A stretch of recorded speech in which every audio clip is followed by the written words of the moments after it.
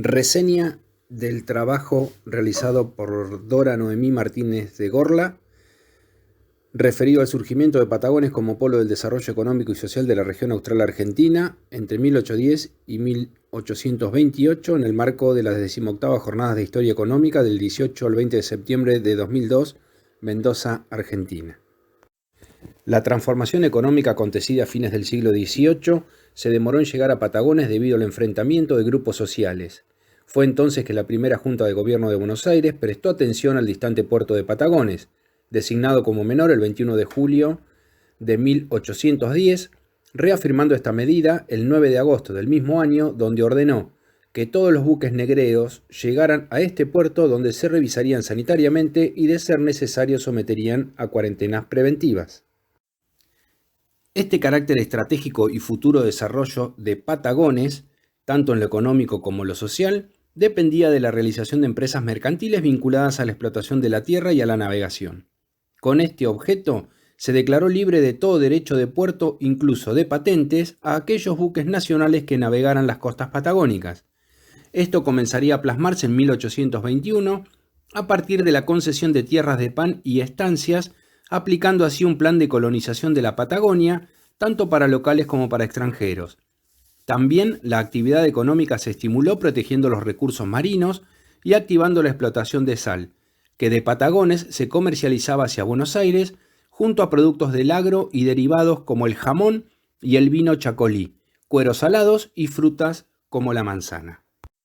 En 1829, el desarrollo de Patagones iba en contra de las políticas de gobierno unitarias, donde se destinaban los recursos al desarrollo del interior en detrimento de la expansión de la frontera sur, y en el mismo fuerte se instauró un grupo social que representaba a la burguesía comercial porteña, enfrentados estos a los ganaderos. El 29 de noviembre de 1821 se prohibió la comercialización de ganado marcado.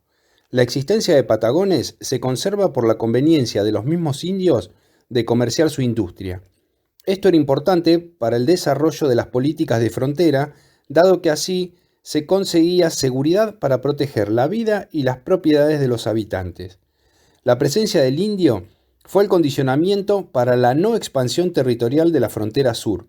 Por ello, desde Buenos Aires se intentaba una paz duradera con los indios para garantizar la campaña. Pruebas de esto son las comisiones de Lavalle, Rosas y Cenillosa, donde no solo era la amenaza del indio, sino también la del Brasil, que tenía la intención de tomar los fuertes de Patagones y Bahía en conjunción con los indios, para luego así llegar a Buenos Aires. En 1826 se materializa esta amenaza, por lo que el gobierno de Buenos Aires reforzó los lazos con los tehuelches, dado que estos eran amenazados por los indios chilenos, y así se les proporcionaría protección a los indios tehuelches amigos del río Colorado. Esta transformación social que aconteció en Patagones quedó reflejado en las crónicas de Alcide de Orbigny, prestigioso naturalista francés que visitó estas tierras, y observó cómo comerciantes de Buenos Aires se habían afincado en el Río Negro y tenían estancias de las cuales surgían actividades agropecuarias y mercantiles. Estos comerciantes, como Manuel Álvarez o Fernando Alfaro, otros de carácter secundario de distintas nacionalidades, franceses, ingleses, portugueses y americanos, como Vinicio Cumbat, Batel, y capitanes corsarios como James Harris y Francisco Formantín, también soldados y marineros como Edmundo Elswood y gauchos deportados de Buenos Aires como José Luis Molina, este último destacado en el combate del 7 de marzo. Corsarios en Patagones. Durante la Guerra de la Independencia se utilizó como método de guerra el corso. Estos barcos apresaban a los barcos españoles que transportaban esclavos, y al hacer presa de estos, los esclavos eran liberados, según la ley de ese entonces en nuestro país. Los que estaban en condiciones de servir en el ejército eran contratados por 4 años, y los que no quedaban a cargo de un patrón por un lapso de tiempo similar. Esta guerra de mar también se puso en práctica contra el Imperio del Brasil cuando quiso abordar el fuerte de Patagones. Los barcos, presa del corso, ingresaban a Patagones, se los adaptaba para el combate y se les daba patente de corsario. Este armado era llevado a cabo por comerciantes como Severino Prudent, Juan Pedro Aguirre, Vicente Casares y José Julián Arriola. Todos estos reportaban sus operaciones al comandante de Patagones. Las cargas se inventariaban, aforaban y se valorizaba para desembarcar la mercadería, donde intervenía el ministro tesorero, quien ingresaba la mercadería a los almacenes del Estado para posteriormente ser subastada a justo precio, siempre y cuando los tribunales de presa de Buenos Aires la declararan buena presa. Así, los consignatarios disponían de la mercadería abonando las tasas que regían según la ley de aduanas de esa época. Esta actividad corsaria revitalizó la economía de Patagones, favorecido por el bloqueo del puerto de Buenos Aires, y provocó también cambios sociales. Ejemplo de esto fue cuando el 20 de enero de 1826 el bergantín negrero San José Diligente, presa del corsario general Lavalleja, capitaneado por Francisco Formantín, alias Vivois o Vivois, introdujo al puerto de Patagones un contingente de 374 negros, de ambos sexos y varias edades. La población, según el censo efectuado por José Gabriel de la Oyuela en 1821, era de 471 habitantes y 18 negros, por lo que fue impactante la llegada de estos últimos. Como se citó anteriormente, los que eran aptos para el combate se los contrataba por 4 años en el ejército, y los que no quedaban a cargo de un patrón por un lapso de 6 años según el Reglamento General de Libertos. A los comerciantes que les eran entregados debían mantenerlos, vestirlos, alimentarlos y hacerles seguir nuestras costumbres, y a su vez pagarle al Estado una suma determinada. Los patrones que mayor cantidad de libertos recibieron eran comerciantes que tenían vínculos con Buenos Aires, como Agustín Murgiondo le fueron ofrecido 10, Vicente Casares 7, Manuel Álvarez 9 y Fernando Alfaro 15, y eran destinados a explotar los emprendimientos rurales. Así lo refleja de Orbigny en su visita a la estancia de San Blas, propiedad del señor Alfaro, donde describe en su travesía de investigación de las distintas especies la presencia de estos negros para desarrollar tareas rurales. En tanto que la comandancia de Patagones utilizó 104 negros al servicio de armas, formando así la segunda compañía de infantería de cazadores. La guerra con el Brasil fue un factor determinante en este crecimiento demográfico, que en 1825 alcanzaba los 800 habitantes y en 1832 los 2.000 habitantes, de los cuales 500 eran negros. En tanto que la actividad comercial decreció en 1826, dado que el bloqueo del puerto de Buenos Aires no fue tan estricto. Pero un año después recupera la actividad registrándose entre 1826 y 1828 el ingreso de 44 buques mercantes, 15 nacionales y 29 extranjeros.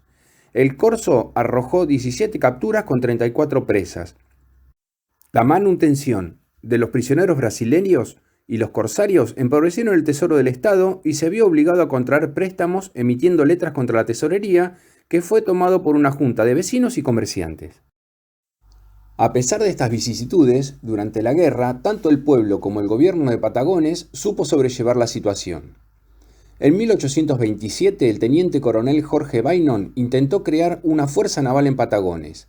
Ante la invasión del imperio brasileño, el gobierno de Buenos Aires envió una escuadra a Patagones para integrar la Fuerza Naval Rionegrina, que se destacó en la gesta del 7 de marzo. Estas fuerzas navales se encontrarían con las del almirante Brown, quien pretendía crear una fuerza de marina regular a partir de los fondos destinados desde Buenos Aires y que debería terminarse con el armado del Corso. Pero Dorrego no cumplió con ello y se construyó una corbeta y 2 goletas, oponiéndose así al servicio nacional. A partir de estos enunciados, podemos concluir que entre 1821 y 1828, Patagones era un establecimiento estable y sustentable por su desarrollo económico. Fue el puerto austral del país en este periodo y centro estratégico en la guerra contra el Brasil, y también se constituyó en un bastión defensivo contra el avance de los caciques chilenos Calfucurá y Namucurá, y base logística para las campañas de Rosas y Roca. Años más tarde se va a destacar la participación del comandante Luis Piedrabuena, reafirmando los derechos soberanos sobre el mar argentino, y a Patagones como centro estratégico en la Comisión Exploradora de la Patagonia y Tierras Australes de 1879, comandado por Francisco Moreno. El lejano fuerte del Carmen quedó, al igual que toda la Patagonia, bajo la jurisdicción de Buenos Aires. A tono con las medidas de reforma adoptadas por los gobernantes de este estado, surgió para el poblado una alternativa de progreso. La nueva situación alentó las relaciones comerciales con los estados europeos en el marco del libre comercio vigente desde 1810. Hacia 1820, el puerto fue nuevamente factor determinante de prosperidad con la exportación de cueros, carnes saladas, cebo, harina, lana, artesanías indígenas y trigo. Asumía por entonces la comandancia político-militar del fuerte José Gabriel de la Oyuela, quien, depositario de gran confianza del ministro de Gobierno de la provincia, don Bernardino Rivadavia, inició una etapa de profundas transformaciones políticas y renovado impulso económico. El nuevo comandante comenzó por separar las funciones militares, que retuvo para sí, de las civiles, encomendadas a un alcalde que ejercía las de juez de paz y comisario de policía.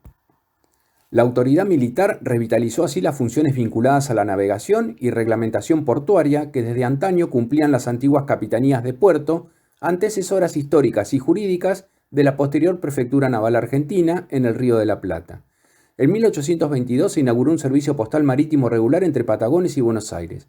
2 buques contratados hacían vela a los 15 días de estadía en la capital y 8 en el puerto del Carmen. Se verificaban hoy numerosos documentos de las épocas demostrativas de solicitudes de embarque y desembarque de cargas y personas gestionadas ante las autoridades competentes. Muchos comerciantes porteños se establecieron en el Carmen para adquirir el rico producto de los apresamientos y encauzarlos hacia el amplio mercado de la ciudad de Buenos Aires.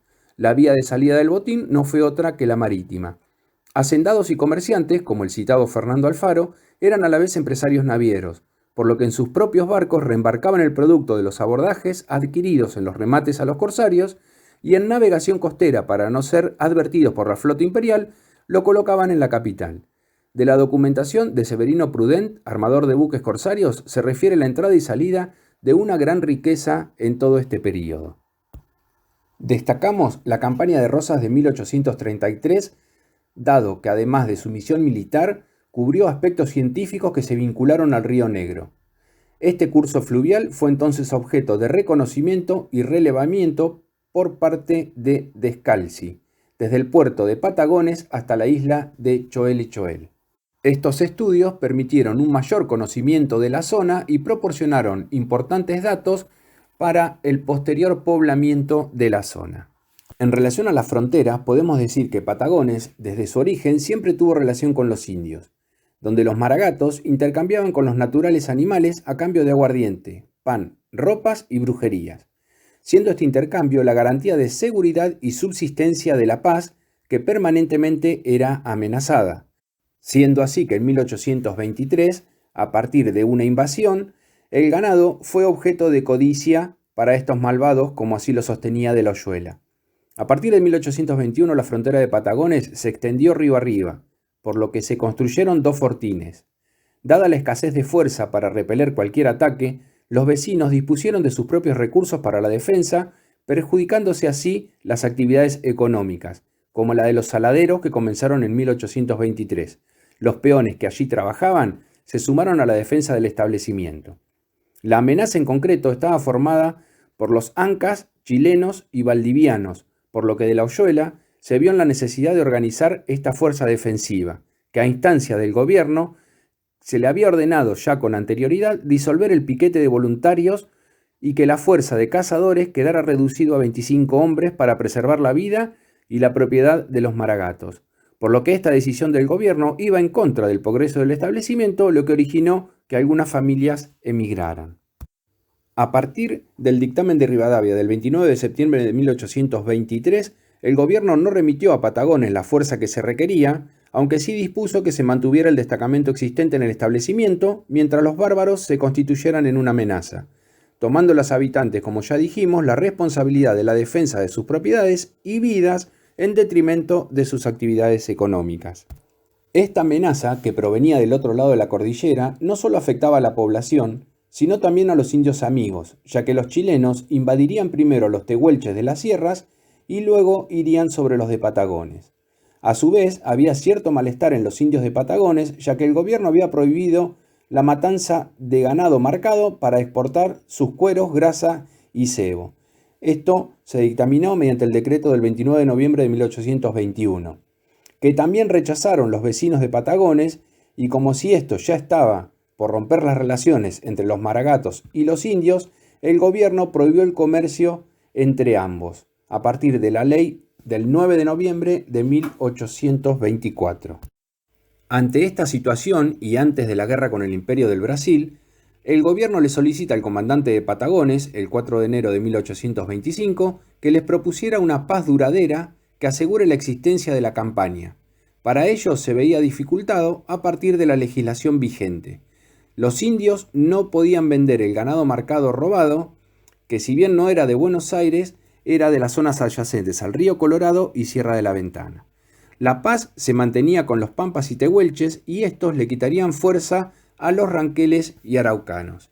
A su vez el gobierno decide enviar el 2 de agosto a Fernando y Ángel de la Oyuela, dado que tenían la información de que los brasileños se aproximarían, en conjunción con los indios de Patagones y Bahía Blanca, para luego abordar Buenos Aires. También se destaca la comisión de Lavalle, Rosas y Cenillosa para evitar que esto ocurriera. Esta amenaza brasileña se hizo efectiva en diciembre de 1825, apresándose a los agresores. En marzo de 1826, arriba al puerto de Bahía Blanca un buque brasileño para comerciar con los indios y ganarse su amistad, hecho que intentarían repetir luego en Patagones. Como reacción del gobierno ante ello, encargan a la Carra proteger a los tehuelches y pagarles en función de los servicios prestados a la provincia, ofreciéndoles ganado como no podían hacerlo los brasileños. Así fue que la división de Rauch, junto a los indios amigos del río Colorado, batieron a los indios chilenos, arrebatándoles gran cantidad de ganado que fue llevado a Patagones y se les dio el permiso para venderlos como propiedad adquirida en guerra, aunque iba en contra de las leyes descritas anteriormente, por lo que se les autoriza este comercio con el fin de afianzar la paz con los indios tehuelches, que en definitiva permitieron neutralizar a los indios chilenos, asegurando así la frontera sur. En 1829 Patagones sufre otra amenaza indígena, al intentar unirse los caciques del sur y del norte para destruirlo. Por parte de los caciques del sur encontramos a Chuncata, Vicente, Zapa, Vera, Churlaquín, Querné y Guayquilaf, en tanto que del norte el cacique Chanel, y llevarse de esta manera el ganado a Chile. Ante esto, la comandancia pone a toda la población en estado de guerra para que tome las armas, creando la Compañía de Argentinos de Patagones, integrada por vecinos y negros capitaneados por Ramón Ocampos. Las consecuencias de esta invasión devastaron el territorio. Así lo citó Darwin al recorrer estas tierras y ver las estancias destruidas.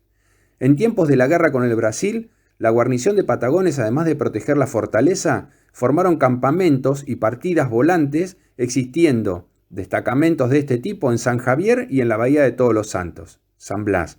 Pero después de las invasiones sufridas, la expansión de Patagones de 1821 quedó reducida a las proximidades del fuerte, 1829 a 1830. Recién en 1833 se pudo establecer una guardia a 12 leguas río arriba, donde quedó destacada la Compañía de Carabineros del Río Negro. Luego de realizarse un relevamiento de la zona y confeccionar a partir de ello la cartografía, se registraron las guardias que defenderían las fronteras, aunque algunas solo eran partidas destacadas en un paraje con el objeto de vigilar el campo. La Guardia La Esperanza era el destacamento más avanzado en la costa norte, en tanto que en la margen sur estaba la Guardia Nueva en 1833. Concluida la campaña del desierto, Rosas le encarga al alférez Eugenio Uriden de Quirós la organización de las divisiones de vanguardia que admitiría a libertos y milicianos, integrando a 200 blandengues para defender la frontera de Patagones y guarnecer el territorio comprendidos entre los ríos Colorado y Negro. En 1834, el comandante Olivera se dirigió río arriba con la tropa, la caballada y cerca de 3.000 cabezas de ganado, estableciéndose en esta nueva guardia el 21 de febrero de 1834, la Guardia Constitución, situada entre La Travesía y Guardia Mitre, aproximadamente 10 kilómetros río arriba de esta. Así quedó entonces repartida la guarnición de Patagones en La Boca, la Estancia del Estado, el Pueblo, la Posta y la Guardia Constitución. Dado que el gobierno no cumplía con el pago a las tropas, se convoca a los comerciantes para mitigar esta situación, llegando a tomar la comandancia en carácter de préstamo forzoso los pocos animales que tenían los vecinos, ya que de Bahía Blanca entre junio de 1834 y enero de 1835 solo envió el gobierno 100 reses. Rosas, al regreso a Buenos Aires, le comunicó al gobierno la necesidad de mandar a Bahía Blanca, Río Colorado, Patagones y Guardia Constitución las reses mensuales necesarias para el consumo de las tropas y demás artículos. Al militarizarse la provincia, se estancó el progreso económico, cosa que afectó especialmente a Patagones, ya que además muchos comerciantes que habían no solo mejorado la economía, sino también refinado las costumbres, se habrían marchado, y en contraposición, las tropas que servían en Patagones, especialmente el cuerpo de blandengues, incorporaban hombres de muy baja condición social.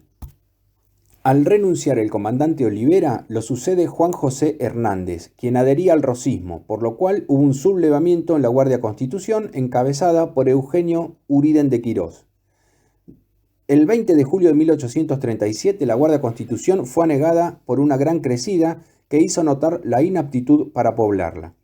El 20 de febrero de 1838 se hace el traslado a la guarnición Esperanza, retrocediendo así la frontera a los límites de 1833, aunque la Guardia Constitución siguió en pie, alojando al tercer escuadrón de blandengues, quienes se trasladaron luego al río Colorado, desapareciendo la Guardia Constitución. Así quedó la frontera norte de Patagones limitado a las partidas que operaban desde la fortaleza y el margen sur a la Guardia de San Javier. Con esto queda demostrado que la extensión de la frontera río arriba fue un fracaso, en tanto que las partidas situadas en Segundos Pozos y Fortín Colorado permitieron las comunicaciones con Bahía Blanca y Buenos Aires, constituyéndose una ruta vital para Patagones, dado que había perdido su capacidad económica y dependía de las remesas de ganado y recursos que le enviaba el gobierno de Buenos Aires. En 1856, la subdelegación de Patagones, que existía desde antaño, dependía del comandante militar de Bahía Blanca y la habilitación del puerto como franco o libre alentó otra vez a los pobladores.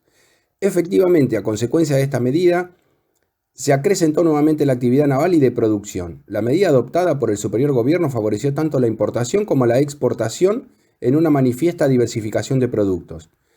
Es en esta década cuando se observó una comunicación marítima muy regular con Buenos Aires. Llegaba un buque cada 18 días promedio, con travesías de 7 a 10 días aproximadamente. Se quintuplicó la entrada de buques procedentes de Patagones al puerto de Buenos Aires y a su vez se duplicó la entrada de buques a Patagones, desde puertos tan distantes como los de Inglaterra, Francia y Estados Unidos. Hicieron su irrupción los nuevos vapores, que demandaban aproximadamente 5 días para el mismo trayecto. Por decreto del entonces presidente Mitre, y con el objeto de reglamentar la policía marítima en los ríos y puertos de la nación, en 1862 se jerarquizó la subprefectura de Carmen de Patagones, hasta entonces subdelegación de Capitanía de Puertos, regulando de este modo las responsabilidades en el conocimiento de las condiciones hidrográficas del puerto, en el manejo y administración de los servicios de practicaje, nombramiento y disciplina de los prácticos, coordinación de la Junta de Sanidad responsables del control sanitario de los buques y embarcaciones que entraban al puerto, registro diario de entrada y salida de naves, con control de pasajeros y tripulaciones, y la instrucción de sumarios por averías de buques en puerto o navegación. Pero algo limitaba a la población y el aprovechamiento al máximo del puerto, que era la siempre presencia amenazante del indígena que disputaba palmo a palmo la tierra y ponía limitaciones a la expansión agrícola ganadera, base primordial del gobierno.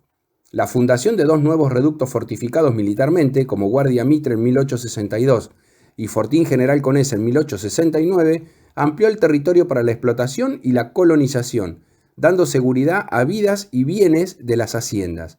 La seguridad alentó la importación y la exportación. En este periodo comenzó a perfilarse el puerto de Patagones como base de operaciones militares de apoyo a los fortines recientemente fundados y como punto de zarpada para las exportaciones a realizarse.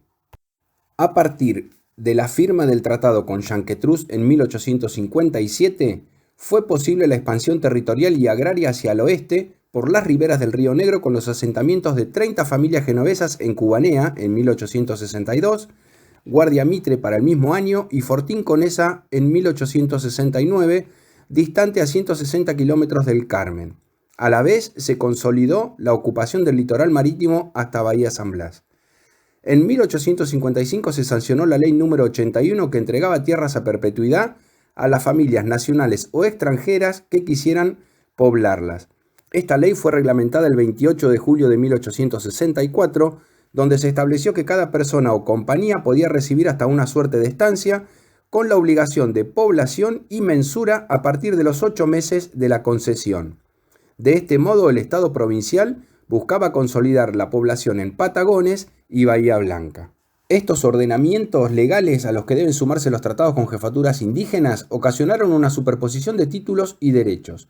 Para solucionar esta situación fueron enviados a Patagones los agrimensores Julio Díaz y Christian Heuser en 1865.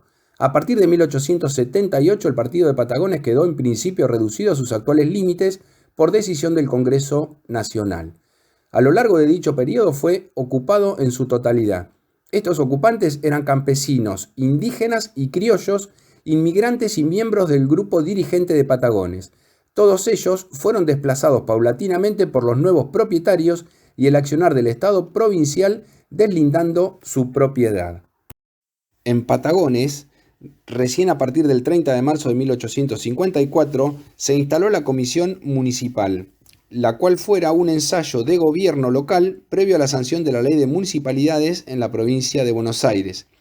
Esto estaba dirigido al progreso urbano, a la defensa del territorio, a la ocupación y explotación de la tierra, a la educación y en general a influir en la vida política, económica y social de la población. Si bien se ajustaba a la realidad social de la campaña bonaerense, no era estrictamente una municipalidad, ya que no había emanado del pueblo, manteniendo el gobierno, además, el control político de la población mediante la preeminencia del juez de paz. Una vez sancionada la ley de municipalidades, las primeras elecciones municipales se habrían realizado en la campaña de Buenos Aires el 11 de marzo de 1855, constituyéndose los municipios recién en enero de 1856. Pero el acto eleccionario no se practicó entonces en Patagones por haber llegado tarde las comunicaciones. El gobierno reiteró la convocatoria en noviembre de 1855, ordenando que el 23 de diciembre debía realizarse dicha elección, para dotar a este partido de una nueva autoridad.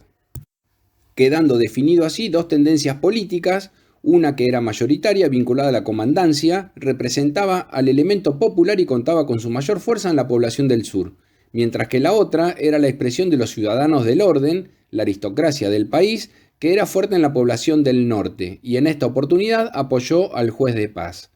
La expresión del vecindario era un hecho auspicioso, pues indicaba que en Patagones se estaba gestando una opinión pública plural, dispuesta a ejercer el derecho soberano, del cual necesariamente debía emanar la institución municipal. La municipalidad se constituyó así en junio de 1856, en un momento muy particular debido a la grave situación producto de la amenaza de los indios que ceñían a Patagones a los terrenos inmediatos a la fortaleza y sin otro medio de subsistencia que las sementeras. A raíz de la afligente situación se produjo la emigración de numerosos vecinos, manifestando la municipalidad al gobierno la extrema pobreza en que las invasiones de los indios han dejado este partido. Por lo tanto, la legislación municipal integra a Patagones en el orden político-administrativo sancionado por el Estado de Buenos Aires para los pueblos de la campaña, pero con las excepciones que su situación particular impuso. Así, la ley de julio de 1857, que establecía que las funciones policiales serían desempeñadas por comisarios, quedando exonerados de su ejercicio los jueces de paz, y la ley del 12 de septiembre del mismo año, que dividía la campaña en departamentos, y estos a su vez en partidos, cuarteles y secciones, regidos civilmente por un prefecto, de quien dependerían los comisarios de policía, no se aplicarían en Patagones.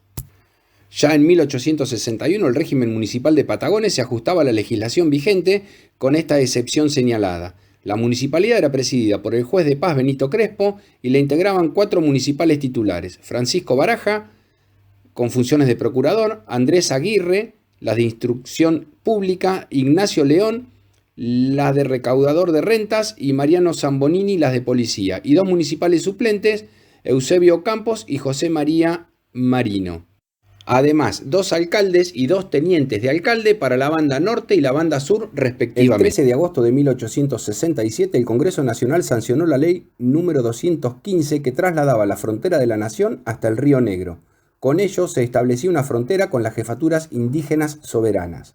El 5 de octubre de 1878 se sancionó la ley número 947 que establecía la financiación estatal para encarar la campaña, a la vez que transfería las tierras arrebatadas a las comunidades originarias a sus nuevos dueños. Con lo cual, la ley número 947 se configuraba como un mecanismo a través del cual millones de hectáreas pasaban a manos de los inversionistas. En el artículo 4 de la ley de 1878 se autorizaba la venta de tierras que las provincias cederían en virtud de los límites que se les acuerdan en el artículo 3. Para el caso de la provincia de Buenos Aires, esos límites estaban señalados en el Río Negro y el Meridiano Quinto, entre los nuevos límites y la denominada Zanja de Alsina. Esta enorme superficie representa aproximadamente el 17% de la actual provincia. Esta extensión de tierras se dividió en 5 secciones. La quinta sección se corresponde con los límites actuales del partido de Patagones. Del total de tierras existentes en Patagones, aproximadamente 300.000 hectáreas estaban en manos de antiguos ocupantes. La ubicación de los accionistas en los respectivos lotes se hizo sobre planos provisorios. No se tuvo en cuenta que buena parte de los mismos, sobre todo aquellos ubicados sobre la bahía San Blas, ya estaban ocupados desde varias décadas atrás. Los tenedores de títulos optaron por tierra sobre el Atlántico. Allí los campos, entre la desembocadura del Río Negro y la bahía de San Blas, estaban ocupados desde hacía décadas. Especialmente, el segundo punto estaba poblado desde la década de 1820.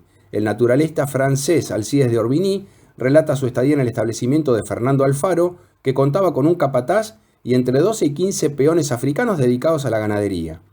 La zona de la bahía San Blas era muy codiciada porque su defensa estaba conformada por varias islas. La más importante de ellas era la isla del Jabalí, accesible solo por tierra en su extremo sureste, de modo que controlando el punto de acceso se conformaba un lote de 6.000 hectáreas perfectamente cercado. Justamente en este punto se hallaba la estancia de Fernando Alfaro. En oportunidad de la visita de Orbigny, el capataz y sus peones se encontraban atareados colocando un par de cañones y fortificando el punto de entrada a la isla para defenderla de una posible incursión indígena. Pasadas poco más de 3 décadas, en noviembre de 1864, esas tierras serían entregadas por el gobierno provincial en propiedad, divididas en 3 suertes de estancias, a Juan Larrazábal, Manuel Correa Morales y José Iturriaga, todas mensuradas por Christian Heuser. Esta ley distribuyó un total de 316.000 hectáreas.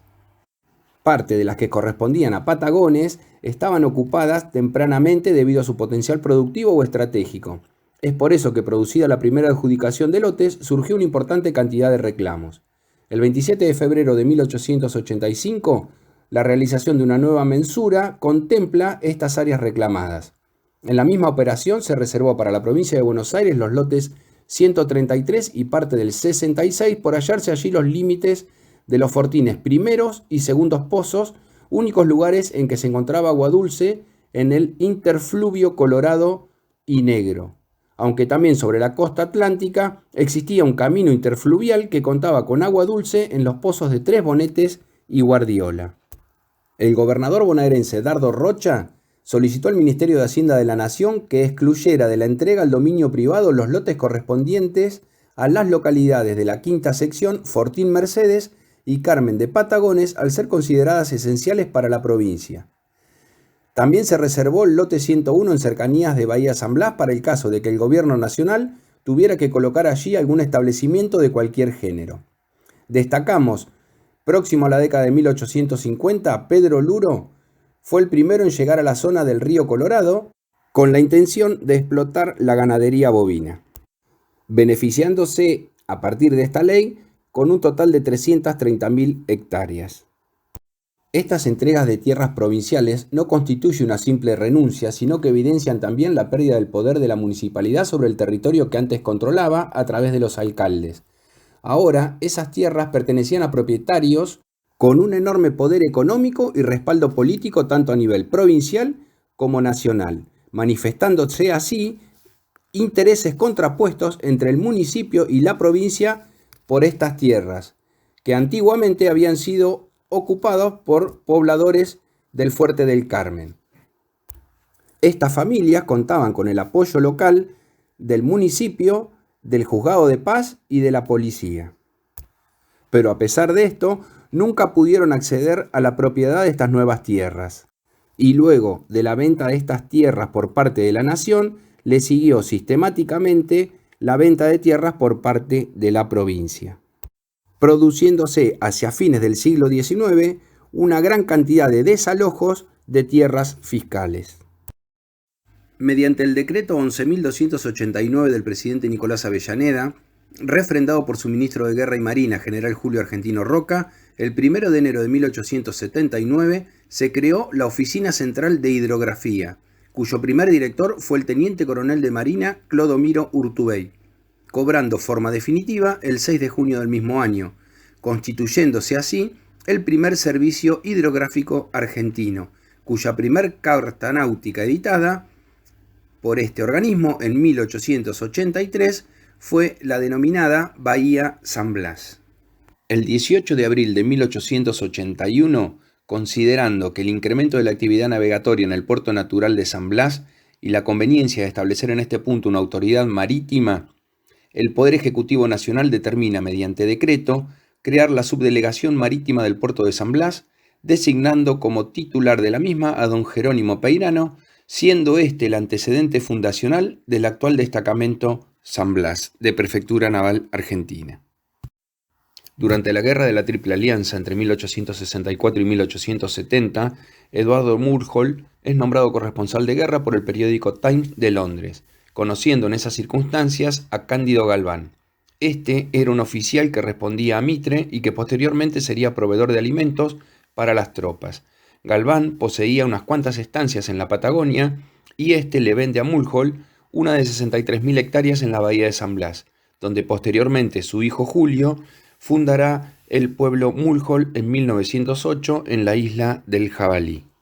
En 1888 la municipalidad realizó una memoria estadística que contenía los principales guarismos del distrito, cálculos de recursos, obras públicas realizadas y por realizar, movimientos de buques en el puerto, entradas y salidas de productos, datos demográficos y un censo agrícola-pecuario en el cual quedaron constancias de 141 establecimientos rurales, con sus nombres, el de sus explotadores, la cantidad de edificaciones, clases de cultivos, árboles frutales, cantidad de ganado, de aves y de personas. Además, se diferenciaron cuáles eran fiscales y los de propiedad. Se señala el valor estipulado en función de las mejoras con que contaban, como cercos y construcciones, animales de trabajo, aves y ganado. Un dato interesante y vinculado a la tecnología y las posibilidades de expansión ganadera hacia el interior del partido es la existencia de solo 5 molinos de viento, 2 de ellos en Bahía San Blas, otros 2 en cercanías del río Colorado y el último en Tres Bonetes.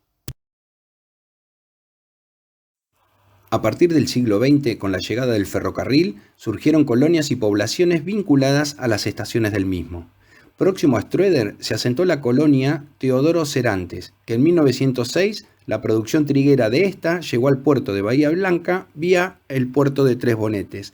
También surgen otras poblaciones como Juana Pradere, José B. Casás y en 1908 el pueblo Mulhall.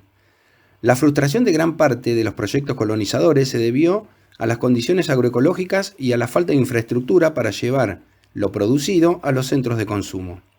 Al referirnos al pueblo Mulhall o San Blas, Julio Mulhall le solicitó a la provincia de Buenos Aires la autorización para crear este pueblo, el que en 1908 es autorizado con replanteos, desarrollando la mensura Claypole. Luego, en 1911, se propone el ensanchamiento del pueblo, siendo mensurado en esta oportunidad por Dodds. Finalmente, en 1932 se realiza un replanteo sobre el pueblo Puerto Wasserman o San Blas, mensurado por Bertrand.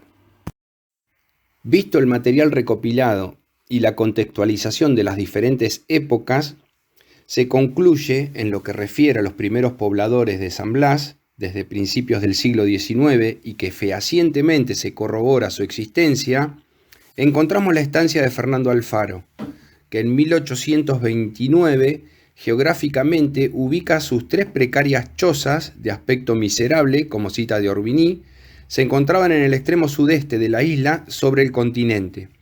Este establecimiento contaba con un capataz y un grupo de libertos que atendían los quehaceres rurales de la estancia, la que lejos está de ser una población. Luego pasa a propiedad de Larrazábal, Correa Morales e Iturriaga en 1864, según consta en el Catálogo General de Mensuras de la provincia de Buenos Aires. En 1881 adquiere esta propiedad de unas 63.000 hectáreas Edward Mulhall, año este que se crea en San Blas la subdelegación marítima del puerto. Recién en 1908 hay constancia de la denominación de pueblo ante la solicitud que hace Julio Mulhall, hijo de Edward, a la provincia, que luego se materializaría este pedido constituyéndose así el pueblo Mulhall o San Blas, que se pidiera también su ensanchamiento en 1911 y que sufriera posteriormente en 1832 un replanteo bajo la denominación Pueblo Puerto Wasserman o San Blas.